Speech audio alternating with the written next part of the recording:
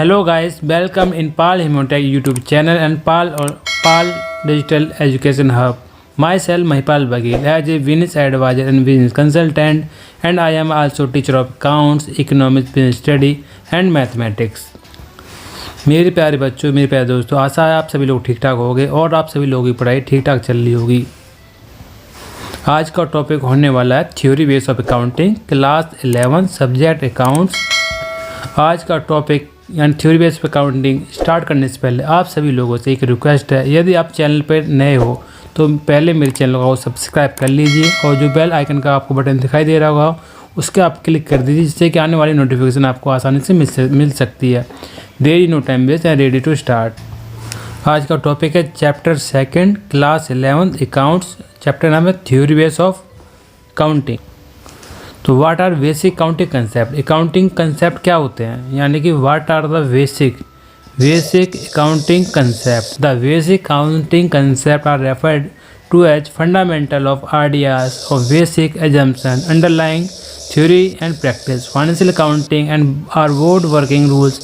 All accounting activities deployed by the accounting professions. Important concept have been listed below. Important concept क्या होता है, हम पढ़ेंगे business entity. Business entity क्या होती है, मनी मेजरमेंट क्या होता है, गोइंग कंसर्न क्या होता है, accounting period, cost, dual aspect यानी revenue recognise, matching concept, full disclosure, consistency, conservative, material object. 1 by 1 हम पढ़ेंगे और इस पर कुछ डिस्कस करेंगे। फर्स्ट हमारा business entity concept. Business entity concept क्या होता है, the concept of business entity assume that business has distinct and separate entity from its owners. It means that for purpose accounting, business and its owner are to treat two separate entity. Keeping in this view, when a person brings some money in as capital into business, in accounting records it is treated as liability of business to the owner. Here one separated entity owner it assumed to be given money to another distinct entity business unit. Business entity concept. Business entity का मतलब ये है कि जो owner and business दोनों को अलग अलग रूप से देखा जाता है, यानी बिजनेस को एक एंटिटी के रूप में माना जाता है, उनको सेपरेट लीगल एंटिटी के रूप में देखा जाता है। यानी कि बिजनेस और बिजनेस मैन दोनों अलग चीज़ है। जो बिजनेस ओनर है वो अलग है और बिजनेस अलग है। बिजनेस एंटिटी का मतलब है जो ओनर्स और बिजनेस दोनों को अलग अलग रूप में देखा जाता है, दोनों एक चीज़ नहीं है। बिजनेस और बिजनेस ओनर्स दोनों सेपरेट थिंग, यानी कि बिजनेस पैसा बिजनेस में लगाता है तो वो कैपिटल है, वो कैपिटल के रूप में लाता है, यानी बिजनेस की सेल्फ एंटिटी होती है। जैसे कि the accountant record are made in the books of accounts from the point of view business unit not for the owner. यदि हम अकाउंटिंग करते हैं तो हम बिजनेस के रूप में अकाउंटिंग करते हैं, ना कि ओनर के रूप में। The personal assets and liability of the owner therefore not considered while recording and reporting assets and liability of business. जो ओनर की जो पर्सनल लायबिलिटी और एसेट है वो कंसीडर नहीं की जाती बिजनेस एंटिटी में। बिजनेस एंटिटी का मतलब है बिजनेस और बिजनेस मैन यानी ओनर्स और बिजनेस को अलग अलग रूप में देखा जाता है। दोनों अलग चीज़ें, दोनों सेम थिंग, दोनों सेम नहीं है। सेकंड कंसेप्ट है हमारा मनी मेजरमेंट कंसेप्ट, यानी मनी को मेजर किया जाता है। The concept of money measurement state that only those transaction and happening in the organisation which can be express in terms of money such as sale of goods, payment of expense, receipt of income are to be recorded in the books of accounts. All such transactions are happening which cannot be expressed in monetary terms. For example, appointment of manager, capability of its human resource, or creativity of its research department, image or occasion among people generally do not find place in accounting records of firm. Another important aspect of concept of money measurement is that record of transaction are to be kept not in the physical unit but in the monetary unit. For example, organization may on particular day have factory on piece of land measuring 2 hours, office building containing 10 rooms, 30 personal computer, 30 office chair, 30 tables, bank balance of 5 lakhs, raw material weighing 20 tons and 100 cartons of finished goods. These assets are expressed in different units, so cannot be added to give any meaningful information about the total worth of business for accounting purpose. Therefore, they are shown in the money terms and recorded in the rupees and paise. In this case, cost of factory and land may be say 2 crore, office building 1 crore, of computer 15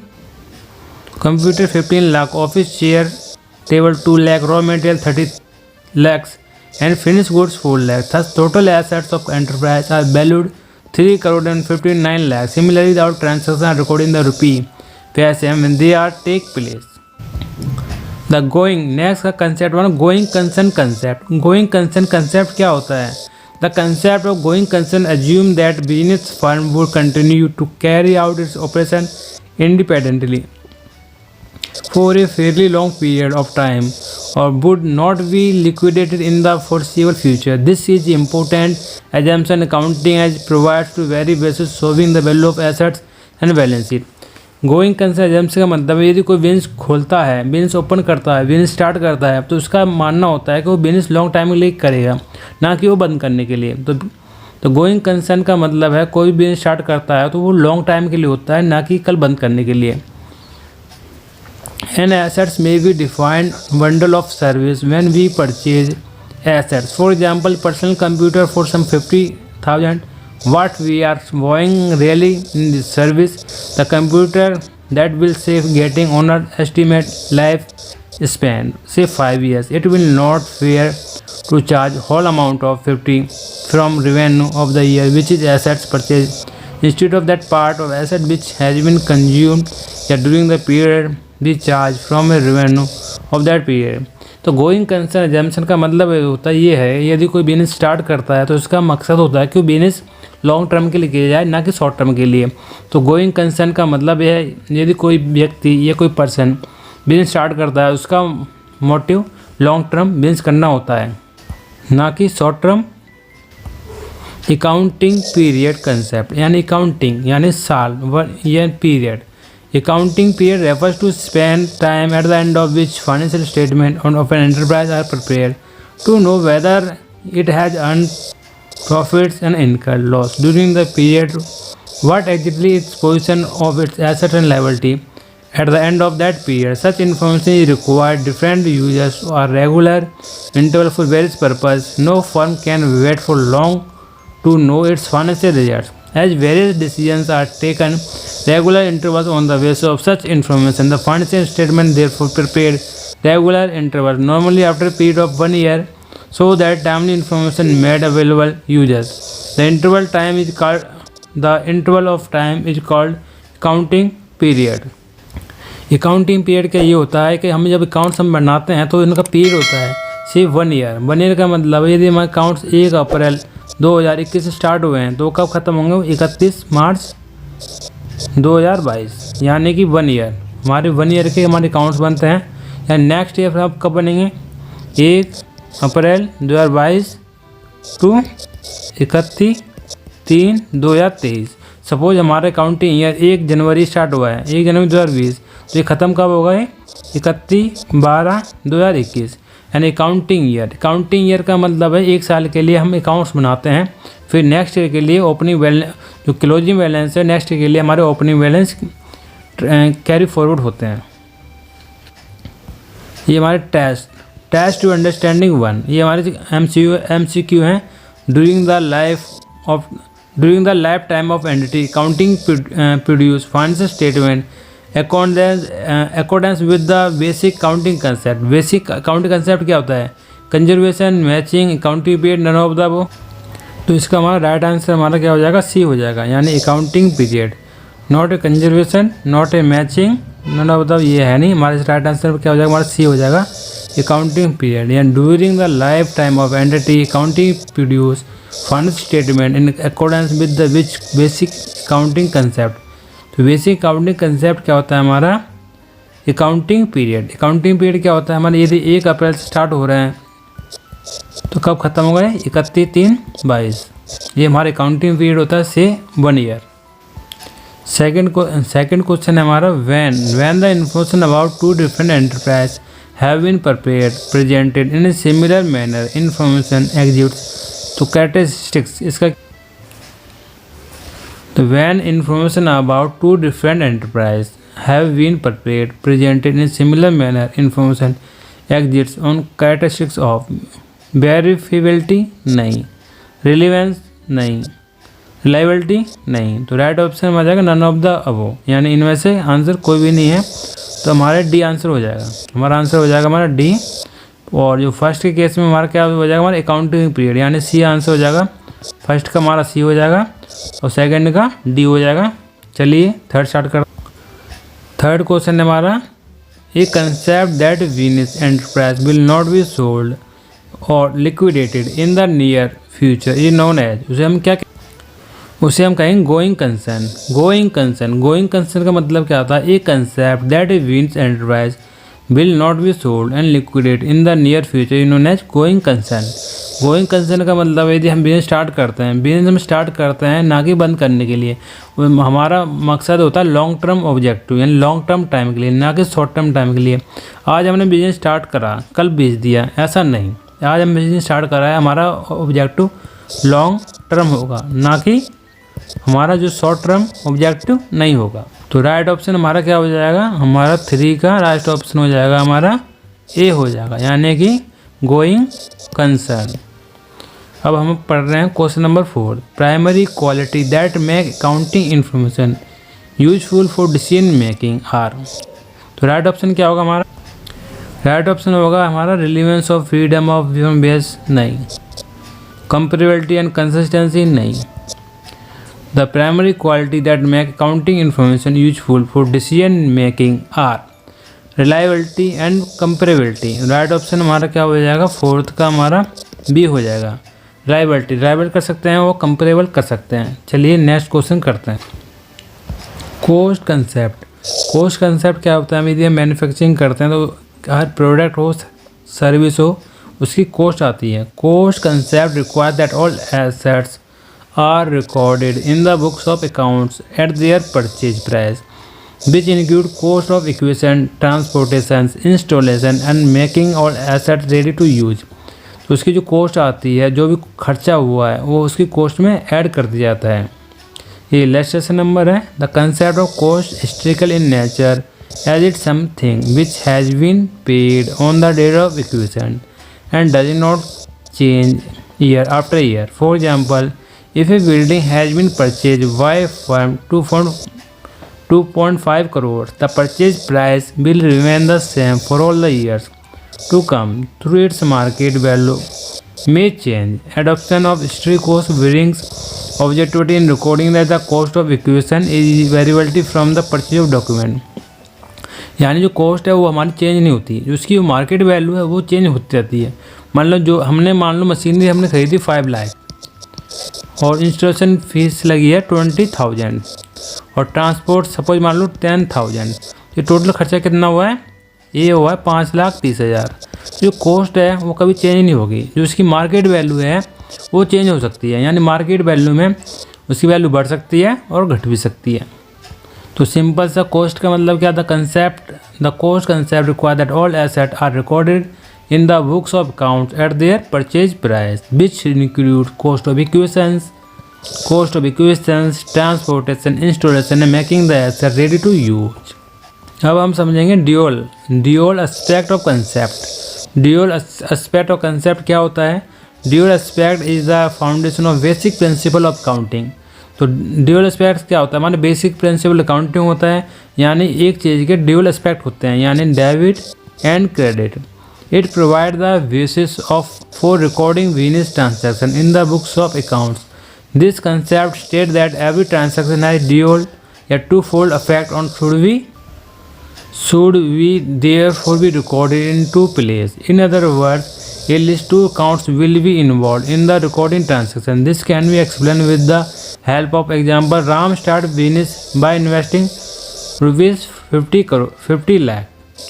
The amounts of money brought in by Ram will be result in increase in the assets and cash of business 50 crore। At the same time, the owner's equity capital will also increase by equal amount। It may be seen that two items got affected transaction, cash and capital account। यानी dual aspect का मतलब है इसमें 2 जगह effect पड़ता है। यदि Ram start business with cash, तो हमारा जो कैश है 50 लाख का कैश हमारा बढ़ जाएगा और 50 लाख की हमारी कैपिटल भी बढ़ जाएगी। यानी एसेट्स, यदि हमारी एसेट भी बढ़ रही है तो हमारी कैपिटल भी बढ़ रही है। यानी कि हमारी अकाउंटिंग इक्वेशन यानी एसेट इक्वल क्या होती है हमारी लायबिलिटीज प्लस कैपिटल। यानी हर ट्रांसैक्शन के हमारे ड्यूअल एस्पेक्ट होते हैं। This type of dual effect takes place and liability on the other hand in case of business transaction is also known as dual principle. यानी हमारे एवरी ट्रांसैक्शन के 2 impact होते हैं। फर्स्ट होता है हमारा डेबिट, सेकंड होता है हमारा क्रेडिट। सपोज राम ने बिजनेस स्टार्ट करा 50 लाख कैश लेके, तो क्या एंट्री होगी हमारी, Ram account debit to capital, यानी कि 50 लाख से हमारा डेबिट हो जाएगा, 50 लाख से हमारा क्रेडिट हो जाएगा। 50 लाख से हमारी राइट एंट्री हमारी होगी cash account debit to capital. 50 lakh debit हो जाएगा, 50 लाख हमारा क्रेडिट हो जाएगा। यानी हमारा 50 लाख का कैश बढ़ रहा है और 50 लाख की हमारी कैपिटल बढ़ रही है। Dual aspect of concept. Dual aspect is a foundation या basic principle of accounting. It provides very basis of recording business transaction into book of accounts. This concept states that every transaction has dual or twofold account should be। यानी every transaction का हमारा dual aspect होते हैं। dual aspect का मतलब debit होगा और credit होगा। सपोज राम ने बिजनेस स्टार्ट करा, 50 लाख रुपए लेके कैश आया, तो एंट्री क्या होगी हमारी, कैश अकाउंट हमारा डेबिट हो जाएगा, कैपिटल अकाउंट हमारा क्या हो जाएगा, क्रेडिट हो जाएगा। यानी 50 लाख रुपए हम डेबिट कर देंगे, 50 लाख रुपए हम क्रेडिट कर देंगे। यानी एवरी ट्रांसैक्शन का क्या इम्पैक्ट पड़ा, ड्यूअल इम्पैक्ट पड़ा, debit and credit. Ram 50 lakh रुपए कैश लेके आया बिजनेस में, जब 50 लाख रुपए जब कैश लेके आएगा बिजनेस में, तो 50 लाख रुपए कैश बढ़ जाएगा। तो बिजनेस में जब लगाएगा तो बिजनेस में उसे क्या कहते हैं, कैपिटल कहते हैं। क्या बोलते हैं, कैपिटल। तो 50 लाख रुपए की कैपिटल भी बढ़ जाएगी। तो ड्यूअल एस्पेक्ट होता है। ड्यूअल एस्पेक्ट का मतलब क्या है, अकाउंटिंग इक्वेशन। अकाउंटिंग इक्वेशन क्या होती है हमारी, assets equal to liabilities plus capital. यानी हमारी एसेट बढ़ेंगी तो हमारी लायबिलिटी या कैपिटल भी बढ़ेंगी। यदि हमारी एसेट कम होंगी तो लायबिलिटी कैपिटल भी हमारी कम होंगी। Dual aspect concept. Dual aspect concept का मतलब क्या है हमारा, asset equal to liability plus capital. यदि हमारी एसेट बढ़ रही है तो हमारी लायबिलिटी कैपिटल भी बढ़ेगी। यदि हमारी एसेट कम हो रही है तो लायबिलिटी कैपिटल भी कम होगी। तो dual in the other words equation state that assets of business are always equal to claims owners and business outsider.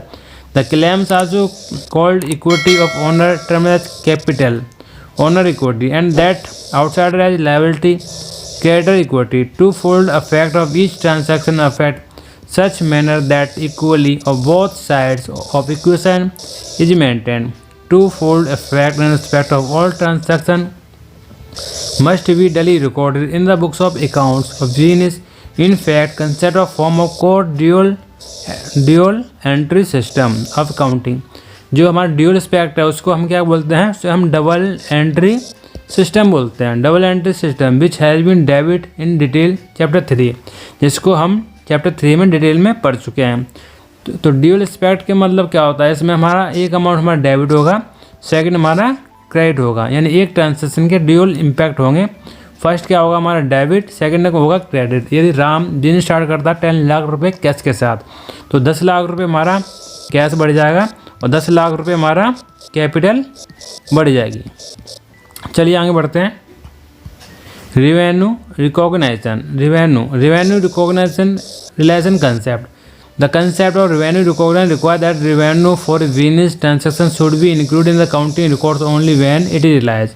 Here also two questions in mind. First is termed as revenue and other when revenue is realized. Let us to take first revenue gross, यानी कि हमारे revenue realized, हमारे जो revenue accrual basis पे हम record करते हैं, ना कि कैश बेसिस पे। Revenue is assumed to be realized when the legal right to receive it arises. The point of time when the goods have been sold, a service has been rendered. Thus, credit sales are treated as revenue on the day sales are made, not when money is received from the buyer. As far as income such as rent, commission, interest, these are recognized on the time basis.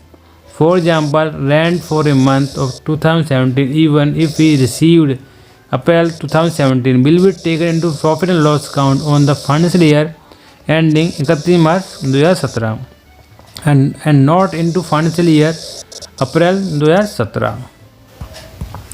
Matching concept क्या होता है? The process of ascertaining the amount of profit earned और loss incurred during the particular period involve during the related expense from the revenue earned during that of period. The matching concept emphasizes exactly on the aspect. It states that expense incurred in accounting period should be matched with the revenue during that period. It follows from the part revenue and expense incurred and these revenue must belong to same accounting period. Matching concept का मतलब ये होता है हमारे जो भी expense होते हैं वो हमें रेवेन्यू के साथ हमें मैच करने पड़ते हैं। जैसे हमारा डेप्रिसिएशन है, डेप्रिसिएशन हमारा क्या है? नॉन कैश एक्सपेंस है हमारा। तो नॉन कैश पैसा एक्सपेंस है जो डेप्रिसिएशन हम लगाते हैं। हम डेप्रिसिएशन क्यों लगाते हैं? जिस पे हम लगाते हैं उसका बेनिफिट हमें रेवेन्यू के रूप में मिलता है। यानी हमें एक्सपेंस को रेवेन्यू के साथ हमें मैच करना पड़ता है, उसे हम मैचिंग कंसेप्ट कहते हैं। हम पढ़ेंगे full disclosure concept. Full disclosure concept क्या होता है? Information provide by financial statement are used by different group of people. Full disclosure concept क्या होता है? Information provide by financial statement are used by different groups of people such as investor, lender, supplier and others taking the various financial decision. In the corporate form organization there is distinction between those managing the affairs of enterprise and those owning financial statement. However, the only basic means of communicating financial information to all the interested parties. It becomes all the more important therefore that financial statement makes a full and fair adequate disclosure of all information which is relevant for taking the financial decision. Principle of full disclosure requires that all material and relevant facts concerning financial performance of enterprise must be fully completely disclosed in the financial statement and therefore accompanying footnotes. This is enabled to users make correct assessment about the profitability, financial soundness of enterprise, help them take information decision. Full disclosure का मतलब ये है कि हमारा क्या बनाना पड़ता है? हमें trading and profit loss account बनाना पड़ता है हमें, and balance sheet and cash flow statement and fund flow statement and notes to accounts. यानी कि हमें किसी भी आइटम का रिलेवेंट आइटम है, इन्फॉर्मेशन है, हमें डिस्क्लोज करना चाहिए notes to account. Full disclosure यानी कोई भी इन्फॉर्मेशन हमें हाइड नहीं करनी। यदि किसी के लिए इम्पोर्टेंट है तो हमें फुल डिस्क्लोजर उसको नोट्स टू अकाउंट में शो करने चाहिए, जिससे कि यूजर्स ऑफ फाइनेंस स्टेटमेंट वो आसानी से डिसीजन ले सकें और अंडरस्टैंड कर सकें। To ensure proper disclosure of material accounting information, the Indian Companies Act 1956 has provided a format of preparation of profit and loss account and balance sheet of company which needs to compulsorily fair presentation of these statements. Regularly, bodies like a SEBI mandate complete disclosure to be made by companies are give a true and fair view of profitability and statement of affairs. यानी कि हमारी जो profit loss account, trading and profit loss account and balance sheet, साथ में यदि कोई item relevant है, important है, तो नोट्स टू अकाउंट में उसे डिस्क्लोज करना चाहिए। यानी फुल डिस्क्लोजर होना चाहिए। कंसिस्टेंसी क्या होता है? The accounting information provided by the financial statement would be useful in drawing conclusion regarding the working of enterprise only when it allows comparisons over a period of time as well as with working of other enterprise. Thus, both inter-firm and inter-period comparison required to made This can be possible only when accounting policy and practice are followed enterprise uniform and consistency over period of time. Consistency का मतलब है जो हमारी accounting policy है वो consistency applied होनी चाहिए। Accounting policy वगैरह जैसे डेप्रिसिएशन है वो हर साल डेप्रिसिएशन रेट होता है, वो चार्ज क्या होता है। हमारे जो अकाउंटिंग पॉलिसी अकाउंटिंग मेथड्स वो कंसिस्टेंटली अप्लाई होना चाहिए year two year.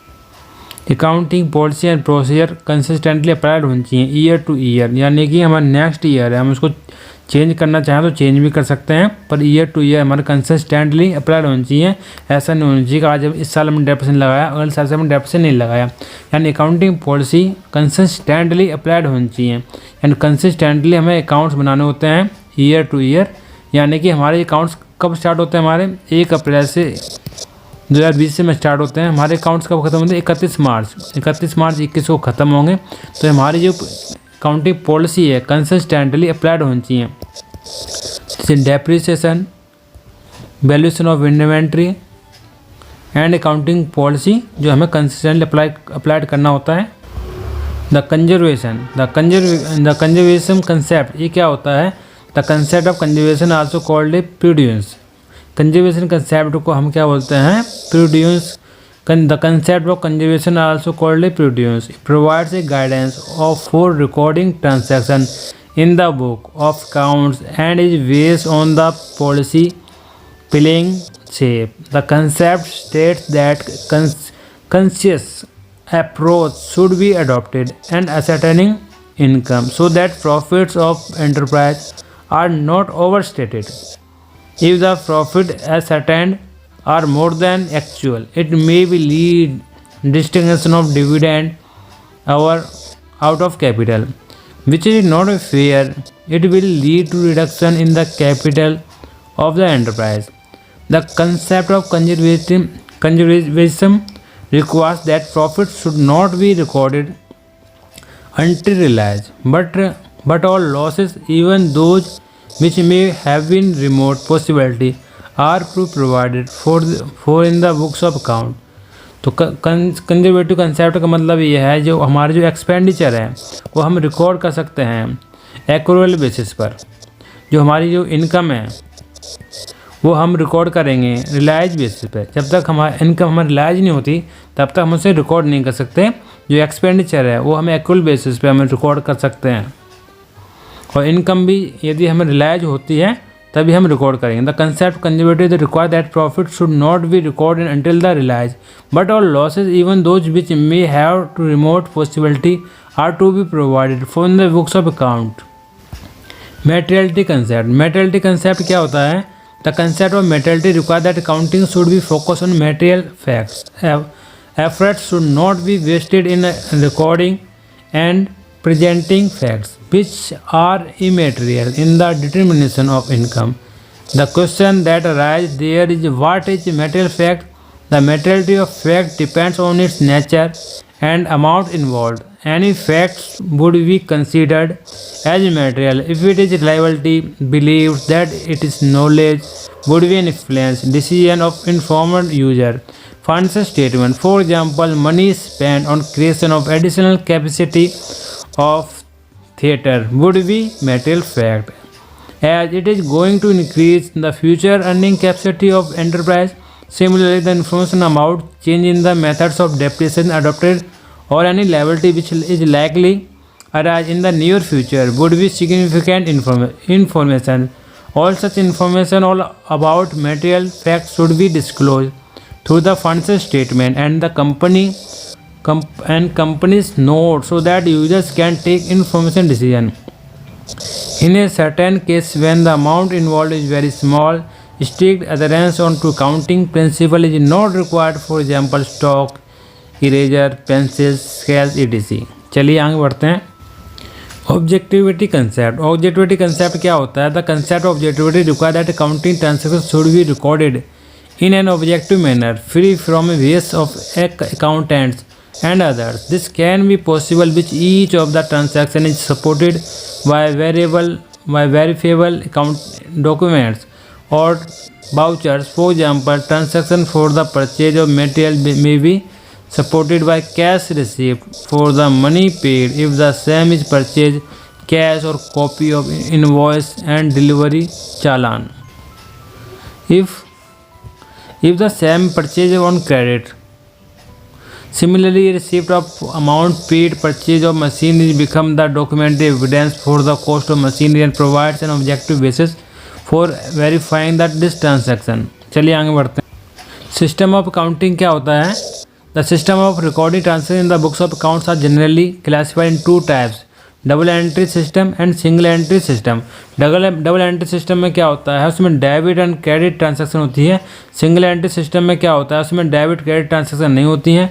Double entry system is based on the principle dual aspect. Double entry system हमारी ड्यूअल एस्पेक्ट पर बेस होती है, यानी कि यदि हमारी एसेट भी बढ़ेगी तो हमारी लायबिलिटी भी बढ़ेगी, यानी कि हमारी assets equal to liability plus capital. इस बेस को हम एंट्री होती है. Which states that every transaction has to affect, यानी हर ट्रांसैक्शन के दो अफेक्ट होते हैं. फर्स्ट होता है हमारा receiving of the benefit and giving of benefit.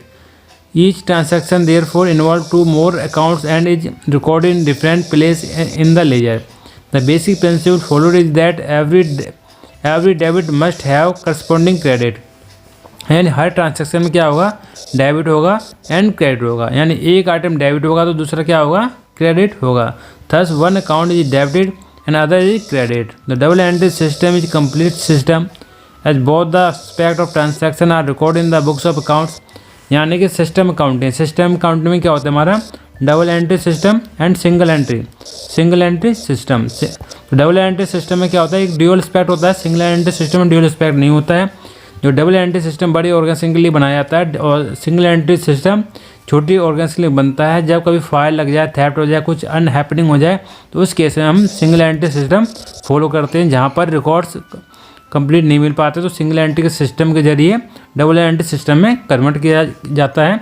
तो सिस्टम ऑफ अकाउंटिंग में क्या होता है? सिस्टम ऑफ अकाउंटिंग में डबल एंट्री सिस्टम और सिंगल एंट्री सिस्टम से बुक्स रिकॉर्ड किए जाते हैं. Single entry system small organisation जहाँ पर अनकम्प्लीट इन्फॉर्मेशन है वहाँ पर मेंटेन किया जाता है. और डबल एंट्री सिस्टम में जहाँ पर जो अकाउंट्स कंप्लीट होते हैं वहाँ पर डबल एंट्री सिस्टम फॉलो किया जाता है. डबल एंट्री सिस्टम में क्या होता है? एवरी ट्रांसैक्शन ड्यूअल एस्पेक्ट होता है, यानी कि एक वन ट्रांसैक्शन डेबिट होगी तो उसी में अदर ट्रांसैक्शन में हमारी क्या होगी? क्रेडिट होगी. यानी कि हमारे अकाउंटिंग इक्वेशन पर हमारे बेस होते हैं डबल एंट्री सिस्टम. यानी कि एसेट क्या होती है? Asset equal to liabilities plus capital. चलिए आगे बढ़ते हैं. Basis of accounting. Basis of accounting में क्या होता है हमारा? कैश बेसिस अकाउंटिंग होती है और एक्रूअल बेसिस अकाउंटिंग होती है. कैश बेसिस अकाउंटिंग का मतलब है यदि हमारे पास कैश होगा तभी हम अकाउंट्स मेंटेन करेंगे. और एक्रूअल बेसिस का मतलब ये है यदि हमें कैश रिसीव नहीं हुआ तो हम टाइम बेसिस पर हम उसको रिकॉर्ड कर लेंगे. The under the cash basis enterprise in the books accounts are made when cash is received or paid and not when the receipt and payment becomes due. Let's say example office rent for the month December 2014 is paid for January 2015. It will be recorded in the books of account only January 2015. यानी basis of accounting क्या होता है? हमारा cash basis accounting होती है और accrual basis accounting होती है. कैश बेसिस अकाउंटिंग का मतलब यदि हमारा कैश आएगा तो हम रिकॉर्ड करेंगे और कैश जाएगा तो हम रिकॉर्ड करेंगे. यानी कैश आएगा तो रिकॉर्ड करेंगे, कैश जाएगा तो रिकॉर्ड करेंगे. यानी सारी अकाउंटिंग हमारी कैश पर डिपेंड होती है. जब कैश हमें जैसे कि हमारा रेंट हमारा 2020 का है पर हमें रिसीव मिला है 2021 में रेंट मिला हुआ है तो 2021 में हम इसको क्या करेंगे? रिकॉर्ड करेंगे. एक्रूअल बेसिस अकाउंटिंग होता है जिस टाइम का खर्चा है उसी टाइम इसको रिकॉर्ड करेंगे, उससे हमें रिसीव से कोई मतलब नहीं होता. Similarly, sale of goods on credit month January 2015 would not be recorded in the January but say in April when the payment for the same is received.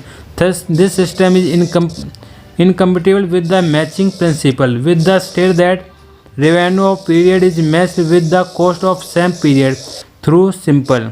यानी कि जो एक्रूअल बेसिस होता है उसमें हमारा क्या होता है? हमारा जो कॉस्ट है उसे हमें मैच करना पड़ता है रेवेन्यू से. तो this method is inappropriate for most organisation. Profit is calculated as difference between the receipt and disbursement of money for the period rather than happening of transaction. यानी बेसिस ऑफ अकाउंटिंग के कितने method होते हैं? 2 होते हैं। First होता है हमारा कैश बेसिस, सेकंड होता है हमारा accrual basis. Cash basis accounting का मतलब होता है जब हमें कैश मिलेगा, जैसे कि हम जब हमें कैश मिले, कैश रिसीव होगा या पेड होगा तभी हम रिकॉर्ड करेंगे। एक्रूअल बेसिस का मतलब है भले हमें कैश रिलाइज हो या ना हो, जो इनकम या एक्सपेंस इनकर्ड हो गया हो तब हम उसे रिकॉर्ड कर लेंगे, यानी टाइम बेसिस पर उसको हम रिकॉर्ड कर लेंगे। कैश रिसीव हुआ है नहीं हुआ वो हमें कोई मतलब नहीं बनता, इररिलेवेंट होता है। यानी इंडिया में हमारी एक्रूअल बेसिस अकाउंटिंग की जाती है, कैश बेसिस अकाउंटिंग नहीं की जाती है। यदि हमारा खर्चा इनकर्ड हो गया, भले ही पे हुआ हो या नहीं पे हुआ हो, उस केस में उसको रिकॉर्ड कर लेंगे। कहीं हमें बैंक से हमारा इंटरेस्ट ड्यू हो गया तो हमें ड्यू बेसिस पे हम अकाउंटिंग की जाती है, ना कि रिसीव्ड बेसिस पे। अकाउंटिंग स्टैंडर्ड क्या होते हैं? अकाउंटिंग स्टैंडर्ड क्या होते हैं? अकाउंटिंग स्टैंडर्ड जो ICAI इशू करता है सेंट्रल गवर्नमेंट के बेस पर ICAI इशू करता है अकाउंटिंग स्टैंडर्ड, जो कि हर एक अकाउंटेंट को फॉलो करने पड़ते हैं अकाउंट्स बनाने के लिए, उसे हम अकाउंटिंग स्टैंडर्ड कहते हैं। अकाउंटिंग स्टैंडर्ड प्रोफेशनल बॉडी को सबको मानने पड़ते हैं, उसी के बेस पे अकाउंट्स बनाए जाते हैं। अकाउंटिंग स्टैंडर्ड अकाउंट्स जो ICAI सेंट्रल गवर्नमेंट के बेस पर इशू करती है। The applicability of accounting standard, यानी जो अकाउंटिंग स्टैंडर्ड वो किसके लिए एप्लीकेबल है? वो जो applicable of accounting standard except purely charitable organisation which does not have any commercial industrial and business activity accounting standard is applicable. यानी कि NPU non for profit organisation उसके लिए एप्लीकेबल नहीं है। जो कॉमर्शियल एक्टिविटी है उनके लिए अकाउंटिंग स्टैंडर्ड एप्लीकेबल होती है, जैसे कि sole proprietary unit, partnership, society, trust, HUF, associate person, cooperative society, companies, international financial reporting. यानी अकाउंटिंग स्टैंडर्ड जो चैरिटेबल ऑर्गेनाइजेशन है उनके लिए एप्लीकेबल नहीं है। जिनका ऑब्जेक्टिव कॉमर्शियल होता है उनके लिए अकाउंटिंग स्टैंडर्ड एप्लीकेबल होता है। एक बार हम इस चैप्टर को दोबारा रिवाइज कर लेते हैं। की terms introduction in this chapter. इसमें हमने क्या पढ़ा? कॉस्ट क्या होता है? यदि हम कोई प्रोडक्ट खरीदते हैं तो उसकी एक कॉस्ट होती है, परचेजिंग कॉस्ट होती है। जो कॉस्ट की वैल्यू कभी चेंज नहीं होती, उसकी जो मार्केटिंग वैल्यू होती है वो चेंज होती रहती है। जैसे कि हमने बिल्डिंग 1 लाख की खरीदी है तो वो 1 लाख की रहेगी, उसकी मार्केटिंग वैल्यू है 1 लाख से 1.5 लाख, 2 लाख, 3 लाख मार्केट वैल्यू बढ़ सकती है। मैचिंग कंसेप्ट में क्या होता है? जो हमारे एक्सपेंस होते हैं वो हमें रेवेन्यू के साथ हमें मैच करने पड़ता है। जैसे डेप्रिसिएशन एक नॉन कैश एक्सपेंस है, डेप्रिसिएशन एक मैचिंग कंसेप्ट में बेस होता है। मेटेरियलिटी क्या होती है? जो इन्फॉर्मेशन जो हम छुपाते हैं वो हमारी मेटेरियलिटी होती है। मेटेरियलिटी आइटम को डिस्क्लोज करना चाहिए। ऑब्जेक्टिविटी एक अकाउंटेंट का ऑब्जेक्ट होता है कि प्रॉपर ट्रांजेक्शन रिकॉर्ड की जाए।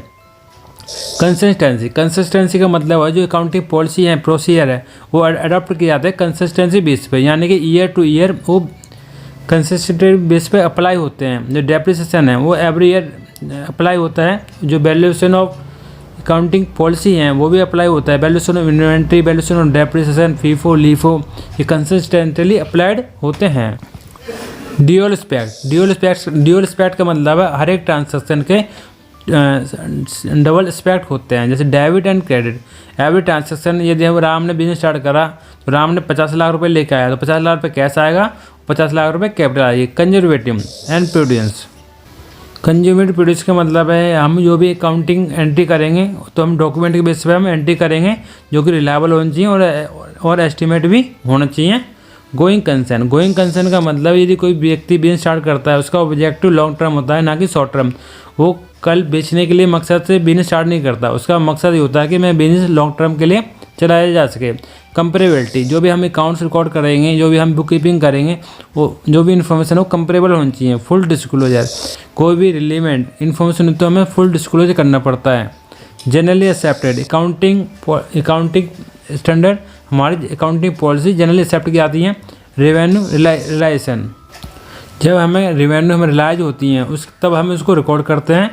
और जो हमारा एक्सपेंस है, एक्सपेंस हमारा इनकर्ड हो जाए भले ही पेड ना हो तो हम उसे रिकॉर्ड कर लेते हैं ऑपरेटिंग गाइडलाइंस का मतलब है जो अकाउंटिंग गाइडलाइंस है उसे हमें फॉलो करना पड़ता है।